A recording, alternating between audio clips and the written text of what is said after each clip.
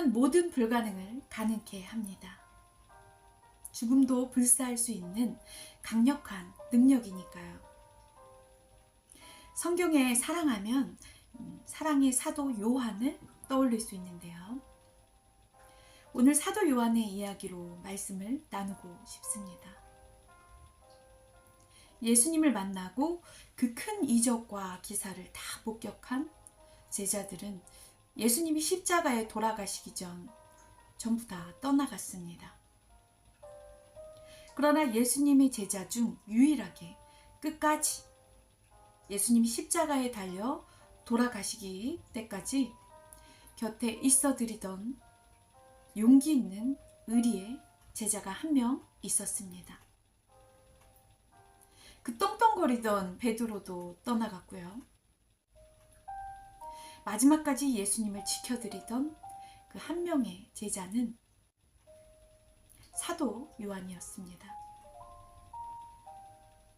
요한은 다른 제자들처럼 두려워서든 예수님이 기대에 치에 못 미쳐서든 정말 온갖 수치를 다당하며 돌아가시는 그 초라한 모습을 보고 예수님이 실망스러워서든 예수님을 떠날 수 있었을 텐데요.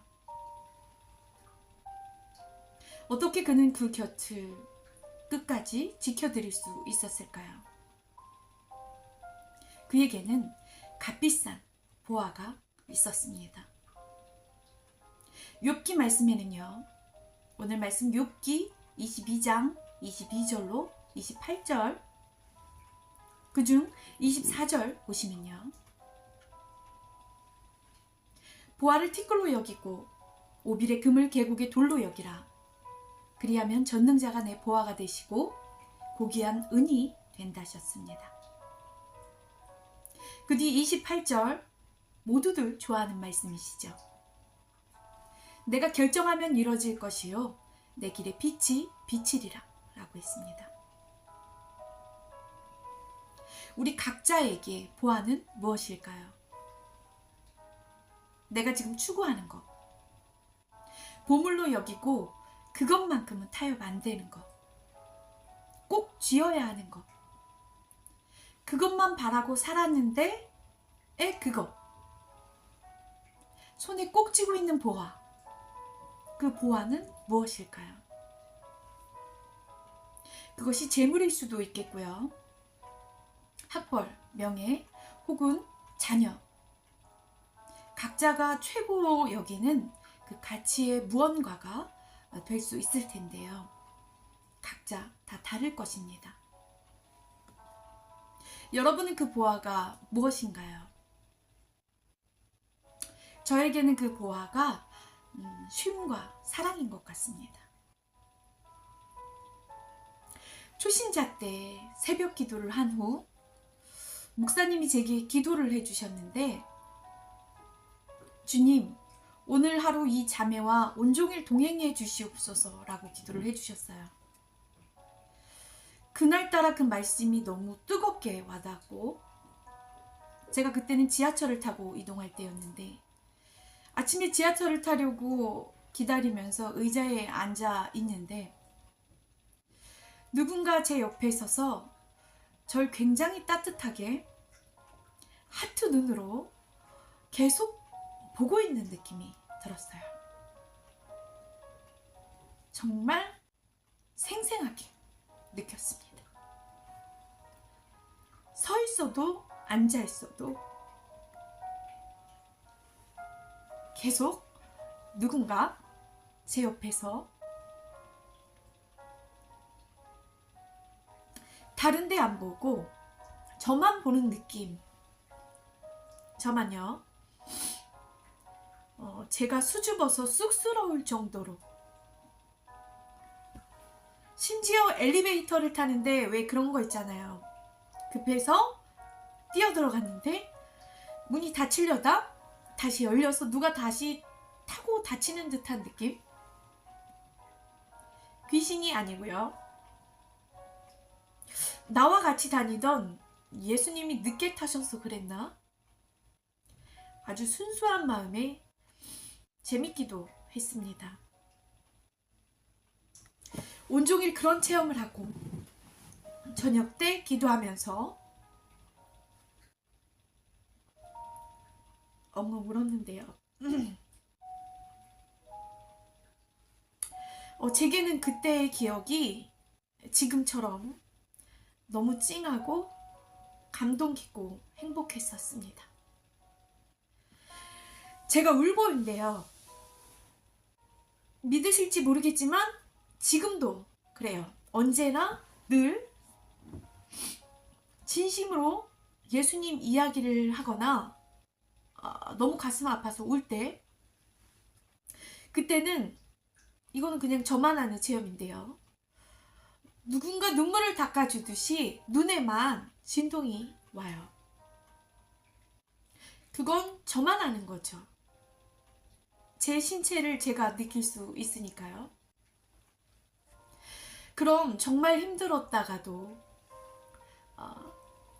사람이 줄 수 없는 크나큰 위로를 받습니다.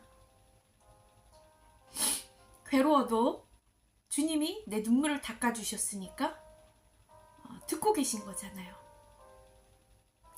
의지가 되고 버틸 힘을 얻습니다.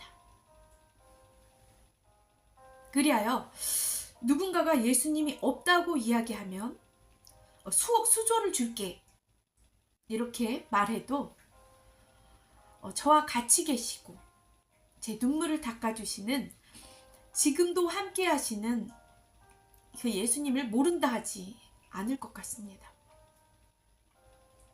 이런 체험, 이런 값진 보화, 돈 주고 살 수 없습니다.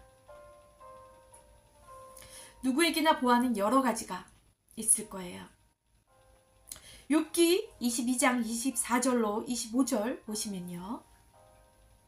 보화를 티끌로 여기고 오빌의 금을 계곡의 돌로 여기면 전능자가 내 보화가 되시며 내게 고귀한 은이 되시리니 라고 했습니다. 여기서 은이란 원어로 동사로 쓰이면 사모하다, 열망하다, 갈망하다입니다. 결국 내가 내 보화를 티끌로 여기고 금을 계곡의 돌로 여기면 내가 사랑하는 것, 열망하는 것, 갈망하는 것 주신다는 거예요. 그 시대는 먼저 은이 쓰이고 귀하게 쓰였기 때문에 은으로 성경에 쓰여 있습니다. 다음 장 욥기 말씀 23장 12절에 보시면요. 제가 주님께 제 삶을 드려 받은 칭찬이기도 합니다. 내가 그의 입술의 명령을 어기지 아니하고 정한 음식보다 그의 입의 말씀을 귀히 여겼도다. 우리가 입으로 먹는 그 입의 양식, 그것보다 말씀을 귀히 여겼다고 하시는 거예요. 말씀에 대한 열정을 사람이 생계를 위해 먹는 음식보다 더 중히 여기며 사모하고 순종하고 살았다고 인정받은 거죠. 그 후 하나님은 어떻게 말씀하실까요? 하나님의 주권, 하나님의 작정에 대해서 말씀하십니다. 23장 13절, 그의 뜻은 일정하시나니 누가 능히 돌이킬까? 그 마음에 하고자 하시는 일이면 그것을 행하시나니. 14절, 그런즉 내게 작정하신 것을 이루실 것이라. 이런 일이 그에게 많이 있느니라. 하나님이 각 성도들에게 예비하신 몫이 있다는 겁니다.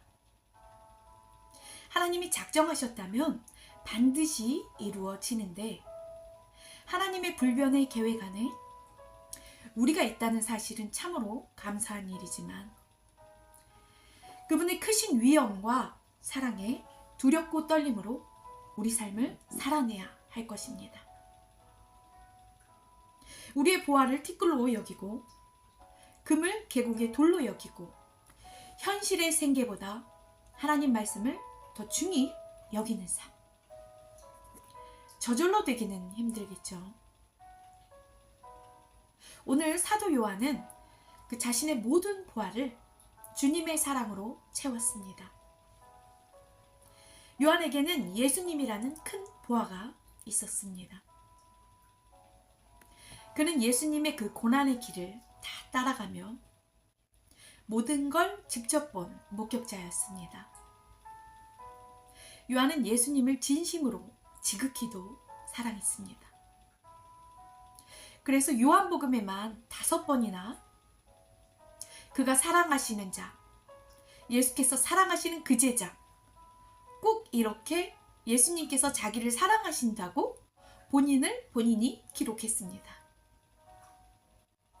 요한복음 13장 23절에 보시면요, 그가 사랑하시는 자가 예수의 품에 의지하여 누웠는지라 했습니다. 요한은 예수님이 살아가실 때나 돌아가셨을 때도 그 사랑을 모두 드러낸 삶을 살아냈습니다. 요한은 예수님을 지극히 사랑하고 더 사랑받고 싶어하고 또 그만큼 사랑을 받았습니다. 얼마나 사랑하면 그가 사랑하시는 자, 예수께서 사랑하시는 그 제자라고 반복해서 자기의 말씀을, 자기의 존재를 그렇게 썼을까요?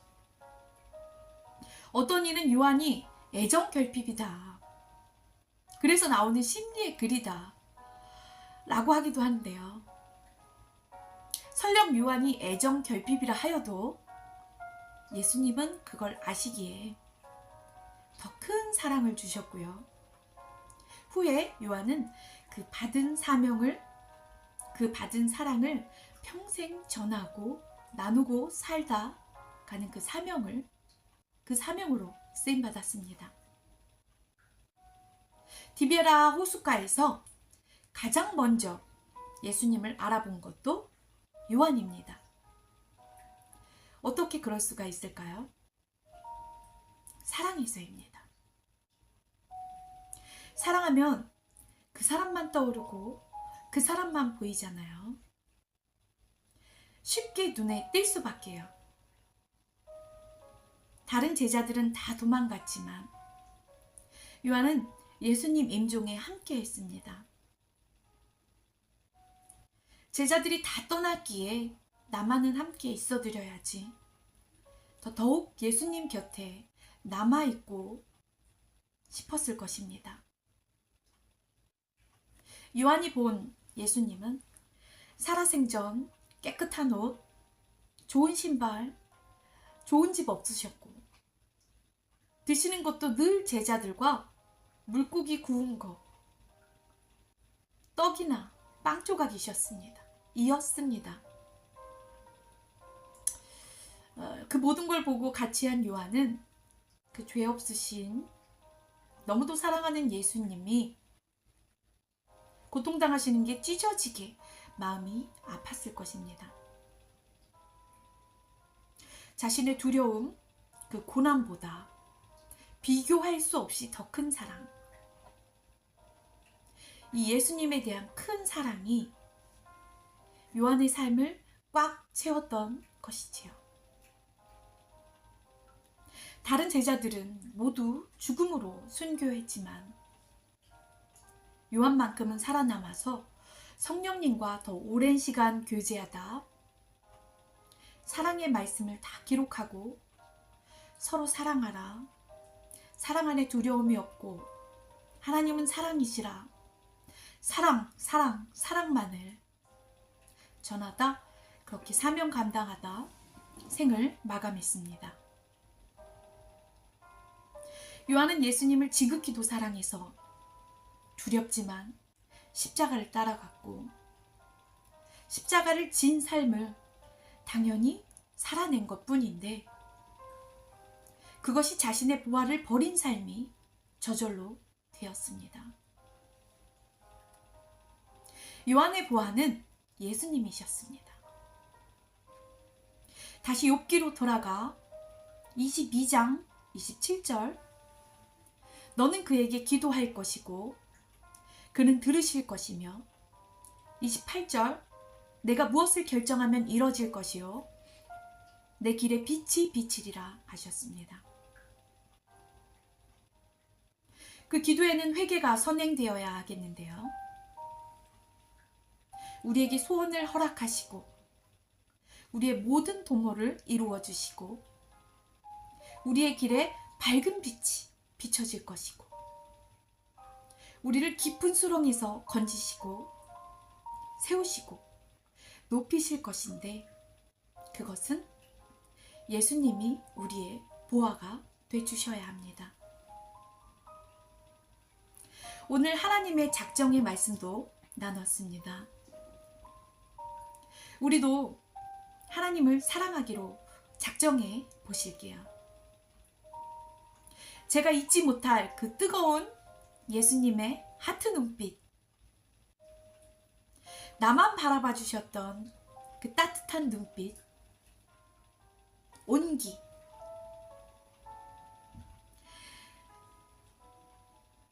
전 그 눈빛과 온기를 평생 잊지 못할 것입니다. 평생을 그 따뜻한 사랑의 예수님과 동행하시고 사랑에 빠지시게 되면 이 세상의 그 좋은 보화들 억만큼 수십 조와 바꿀 수 없을 것입니다. 유혹과 핍박이 몰려와도 주 사랑하는 마음 뺏지 못해 세상 즐거움 다 버리고 세상 자랑 다 버렸네, 이런 찬양이 있죠. 주 예수보다 더 귀한 것은 없네, 예수 밖에는 없네, 이런 찬양이 있습니다. 지금 힘이 드십니까? 예수님께 의지하십시오. 그분을 찾으세요. 그분은 언제나 하트 눈빛으로 따뜻하게 우리를 바라봐 주십니다. 사랑해 주십니다. 우리 모두 세상 즐거움 자랑 다 버려도 아깝지 않은 그 예수님의 값진 보화 얻으시기를 간절히 바라며 함께 기도하시겠습니다. 하나님, 우리가 이제 우리의 보화를 바꾸기 원합니다. 세상이 잠시 주는 허탈한 기쁨이 아니라 영원한 주님이 주시는 사랑의 보화를 갖기 원합니다. 끊임없이 넘치게 흐르는 그 사랑의 보화로 우리의 영을 만족시켜 주시옵소서. 예수님을 믿음이 두려워서 실망스러워서 제자들처럼 떠나갔었던 우리가 이제는 요한처럼 끝까지 의리 있게 용기 있게 주님 곁을 지켜드리겠습니다. 사랑의 기둥, 교회의 기둥, 그가 사랑하시는 자, 예수님이 사랑하시는 그 한 제자 되겠습니다. 예수님이 우리의 보화 되어 주시옵소서. 우리의 천국까지 가는 머나먼 여정 속에 언제까지나 밝은 빛이 되어 주시옵소서. 예수님의 이름으로 기도드립니다.